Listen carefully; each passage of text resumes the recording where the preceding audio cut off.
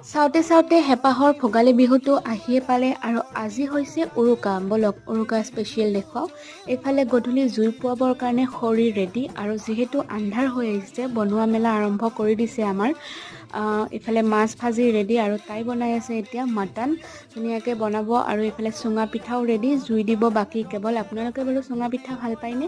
আমাৰ উৰুকাৰ দিনা ভজা পিঠাও বনায় আৰু এইফালে ভজা পিঠা আধা আধি বনোৱা হৈয়ে গ'ল। মাটনৰ কালাৰ দেখিছেনে ৰাইজ? দেখিবলৈতো টেষ্টিয়ে হৈছে, খাবলৈও বহুত টেষ্টি হ'ব। এইফালে আমাৰ পপি তাই একেবাৰে বিহু গাত লাগিছে বহুত, কাপোৰ চাপোৰ লৈ উৎপাত। এইফালে জুই ধৰি আছে, আমি সকলোৱে জুই চুই পোৱাই আছোঁ আৰু মাহঁতে চব্জি পাচলি গোটেইবিলাক কাটি ৰেডি কৰি লৈছে আৰু মই গাহৰি অকণমানো বনাইছোঁ। গাহৰি বিহু বুলি খাই ভাল লাগে নেকি কয়। এইফালে পনীৰ স্মক কৰি দিছোঁ, মই বাৰু পনীৰ নাখাওঁ, ইহঁতে খাইছে। আৰু এইফালে আজি আমাৰ ৰাতিৰ ভাত সাজ সকলোবিলাক ধুনীয়াকৈ লগ লাগি